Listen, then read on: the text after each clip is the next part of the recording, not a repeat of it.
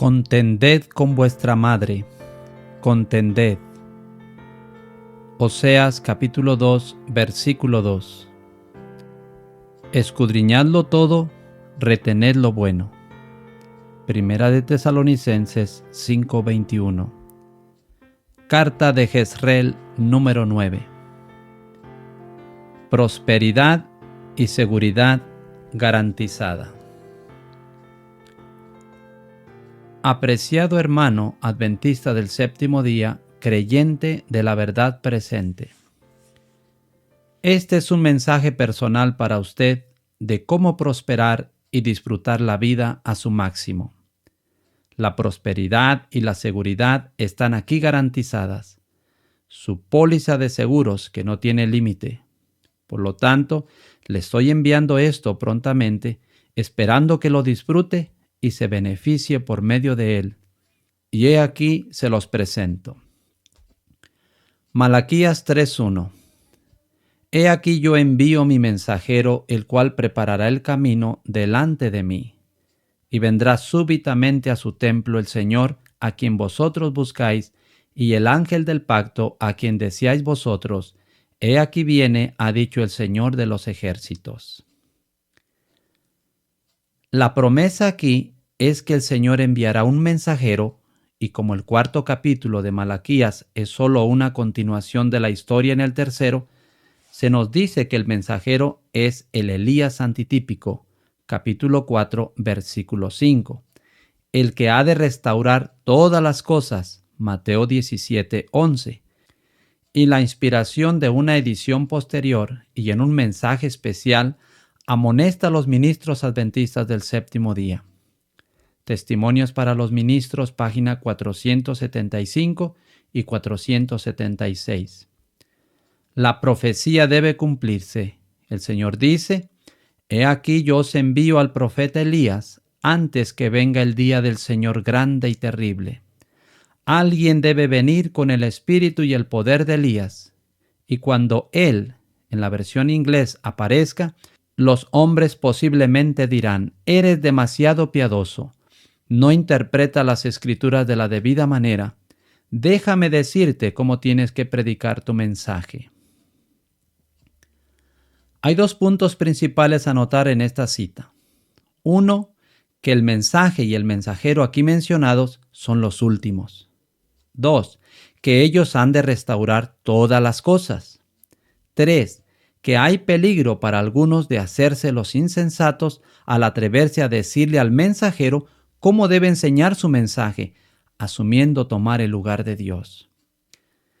Este versículo de Malaquías 3, como usted rápidamente verá, encontró solamente un cumplimiento parcial típico con Juan el Bautista, y que su cumplimiento antitípico no solo es ahora inminente, sino que aparte de la primera venida de Cristo, es el más importante. Notemos ahora por qué es más importante. La promesa es que el Señor ha de enviar un mensajero, alguien con un mensaje, y que con el mensaje el mensajero ha de preparar el camino para la venida del Señor a su templo.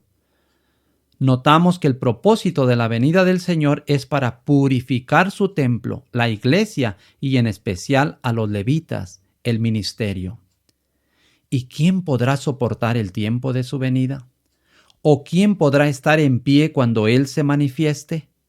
Porque Él es como fuego purificador y como jabón de lavadores, y se sentará para afinar y limpiar la plata, porque limpiará a los hijos de Leví, los afinará como a oro y como a plata, y traerán al Señor ofrenda en justicia. Malaquías capítulo 3, versículos 2 y 3. No antes que esta obra sea hecha para el ministerio, pueden ellos ofrecer ofrendas aceptables a Dios, como usted puede notar. Claro es que este capítulo de Malaquías fue escrito especialmente para el pueblo fiel de Dios en este tiempo, el tiempo en el cual la purificación de la iglesia se lleva a cabo, el tiempo en que el buen pescado es puesto en cestas y el malo es echado fuera. Mateo 13, 47 y 48.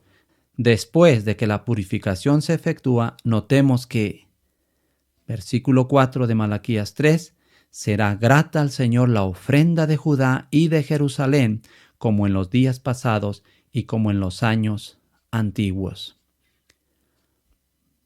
Malaquías 3, 5 y 6. Y vendré a vosotros para juicio, y seré pronto testigo contra los hechiceros y adúlteros, contra los que juran mentira y los que defraudan en su salario al jornalero, a la viuda y al huérfano, y los que hacen injusticia al extranjero, no teniendo temor de mí, dice el Señor de los ejércitos. Porque yo el Señor no cambio. Por esto, hijos de Jacob, no habéis sido consumidos. La inspiración aquí explica cómo comienza el juicio de los vivos, cómo la purificación del santuario en la tierra se lleva a cabo, Daniel 8:14, y habiendo descubierto la sorprendente irresponsabilidad de su pueblo hacia los infortunados de entre ellos y al aprovecharse de otros, siempre que sea posible, Él entonces confirma que no cambia, que Él es el mismo Dios justo que no se equivoca, que sus estatutos y ordenanzas antiguos son para siempre, que no los ha cambiado, que Él restaurará todas las cosas. Él, como usted verá, finalmente viene al verdadero problema. Luego, ruega que su pueblo acepte su remedio. Él dice: desde los días de vuestros padres os habéis apartado de mis leyes y no las guardasteis. Volveos a mí y yo me volveré a vosotros, ha dicho el Señor de los ejércitos. Mas dijisteis: ¿en qué hemos de volvernos? Malaquías 3:7. Ya que su pueblo aún no ve en lo que ellos se han desviado de sus ordenanzas, Él específicamente señala e inmediatamente suplica por acción. Malaquías 3:8 al 10. ¿Robará el hombre a Dios? Pues vosotros me habéis robado, y dijisteis: ¿en qué te hemos robado? En vuestros diezmos y ofrendas.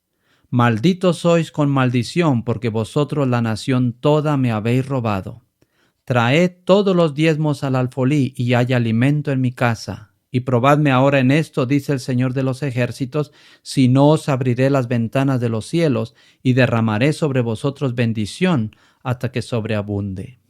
La frase «toda la nación robando a Dios» es debido a que el mensaje antiguo, el juicio de los muertos, para la proclamación del cual la denominación adventista del séptimo día específicamente fue llamada, es ahora pasado, como es el mensaje del diluvio de Noé, y como los oficiales denominacionales ya han rechazado el mensaje del juicio de los vivos, y no obstante todavía están recogiendo los diezmos del pueblo, ellos como una nación, como una denominación, están robando a Dios.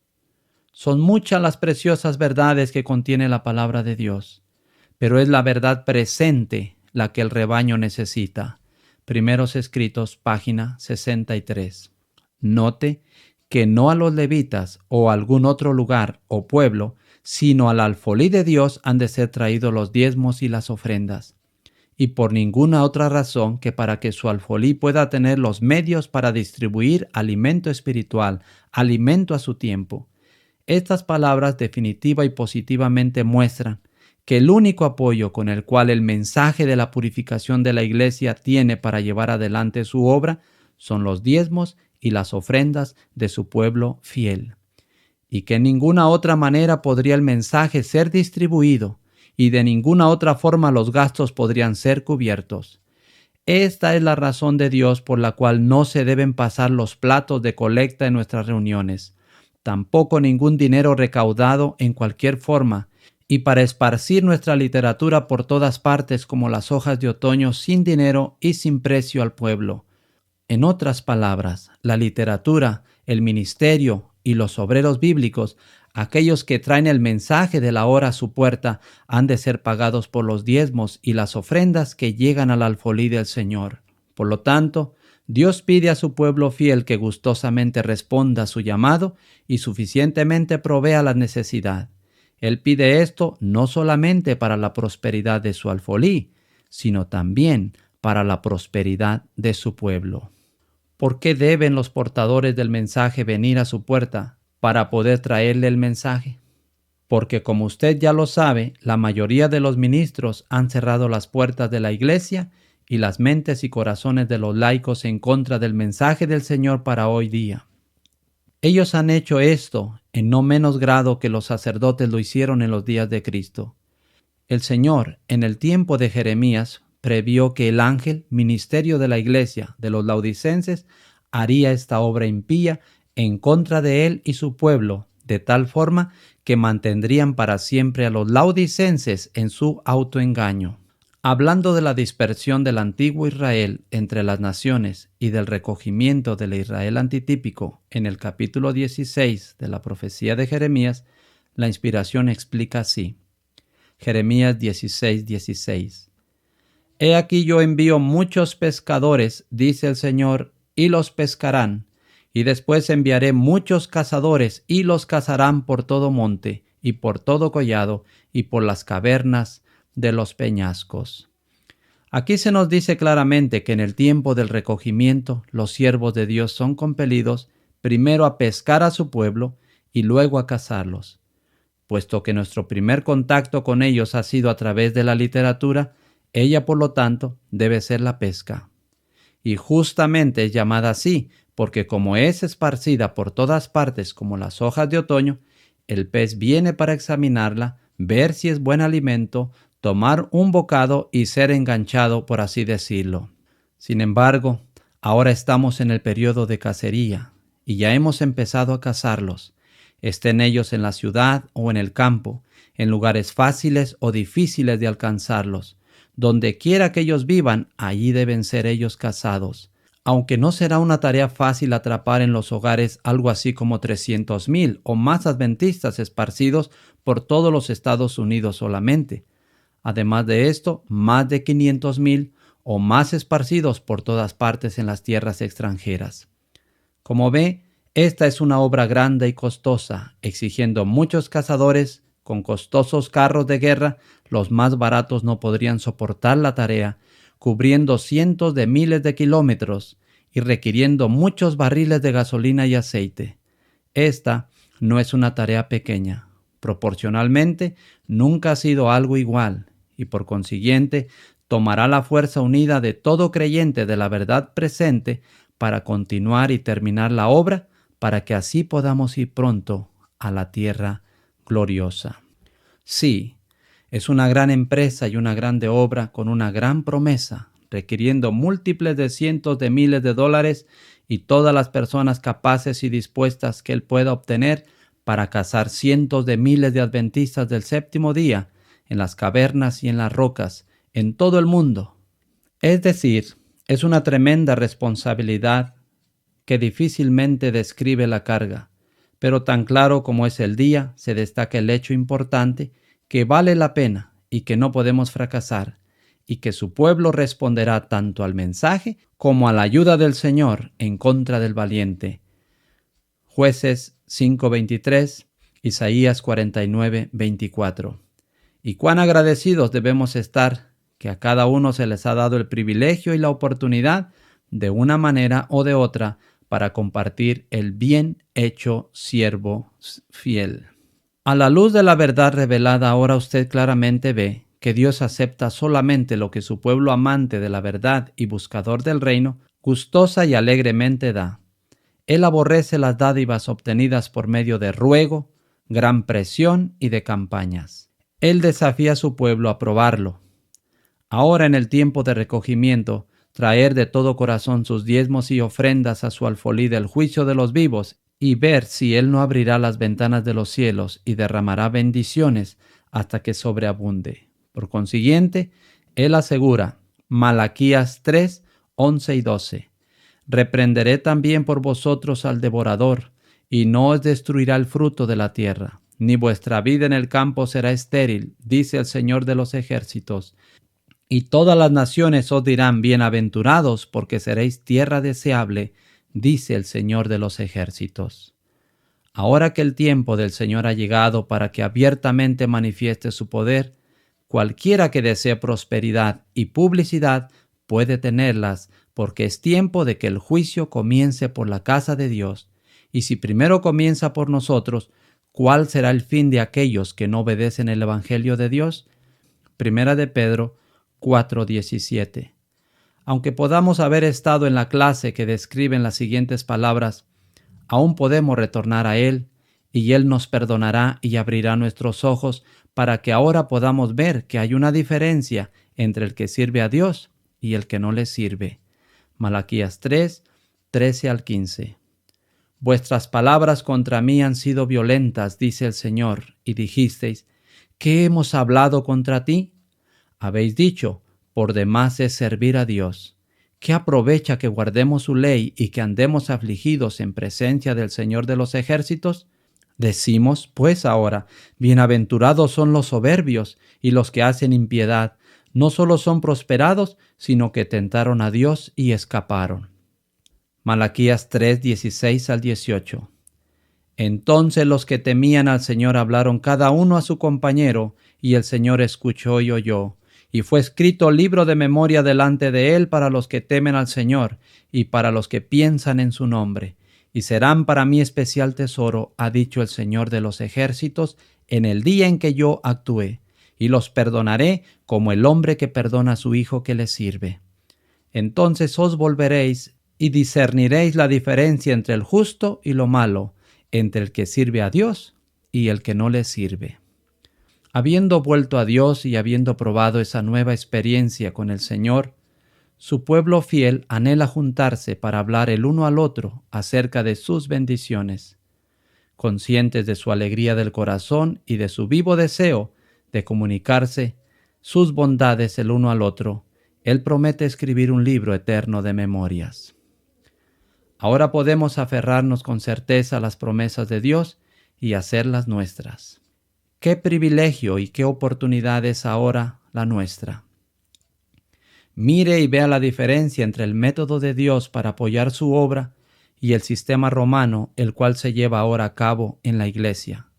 Pasando platos, fuertes diálogos, días especiales, venta de libros, gran depresión, campañas, ventas, subastas, recolección de cosechas, ofrendas de cumpleaños, ofrendas de Navidad, ofrendas de presentación de niños, venta de Dorcas, fondos de inversión, y como ninguna de estas ventas para sacar provecho es bíblica, y como todas son de origen pagano y condenadas por las Escrituras, no pueden ser consideradas ofrendas voluntarias.